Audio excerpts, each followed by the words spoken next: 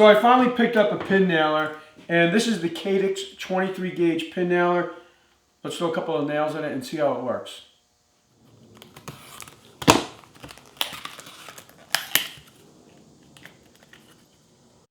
Well, I did take a minute to just look through the safety instructions and the directions, and the first thing you want to do is add 2 or 3 drops of oil into the air inlet.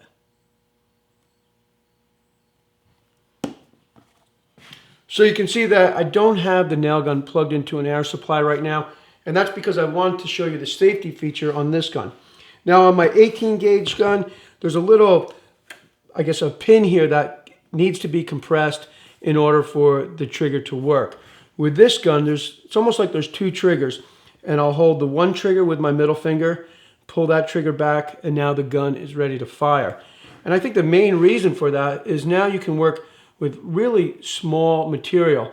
You could nail into something less than 1/4 of an inch, which can be very difficult when you're using a gun that has that little extension that needs to be compressed in order to fire it. I'm going to first test it out with the inch-long brad. The way you open the magazine is decompress that button, close it. Next I'll plug the gun into the air supply, and we're ready to go. Right here is a built-in air chuck, and you simply press it down with your thumb. And the reason why I think this is so useful, let's say you're putting a piece of trim on a cabinet and there's dust on the cabinet. Before you put any glue or put the trim up, you can simply dust it off. I've got my air compressor set to 85 pounds. This is a piece of maple that's just a little bit heavier than 3/4 by 3/4.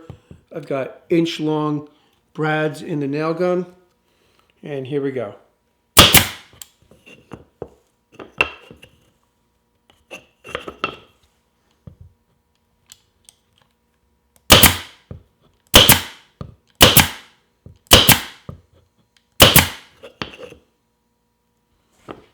Well, that worked pretty good, so now I'm going to switch or take out the 1-inch long nails and replace them with 2-inch long nails, and see how this works on a piece of 1.25 inch oak, white oak.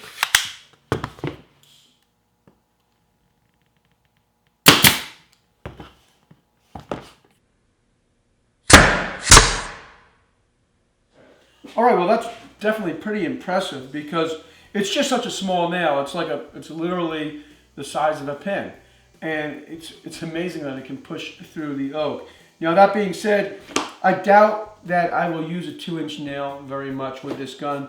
I think for the most part I'll be using 1.25 inch and probably inch-long nails for things like small trim and also building frames, because I think the main advantage with this gun is you're left with such a small hole that you may not even have to fill it. And since I'm going to be using this for making a lot of frames, I think I'm going to go ahead and make a frame right now and see how it works.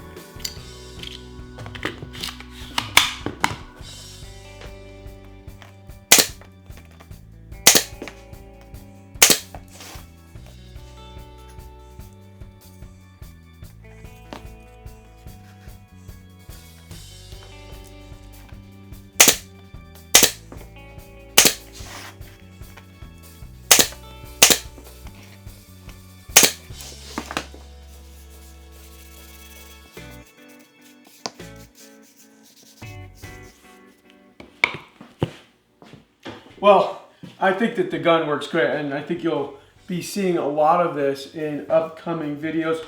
If you want to know more about this nail gun, I'll have a link to their website in the description. I just made this frame.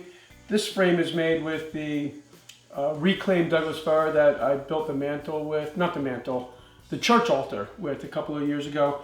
And I just went upstairs into the art studio and found this old painting that I painted in 2008. And I'll have this up on an eBay auction if you want to check that out. I'll have a link in the description. And I guess that's it. Thanks for tuning in, and I'll see you soon.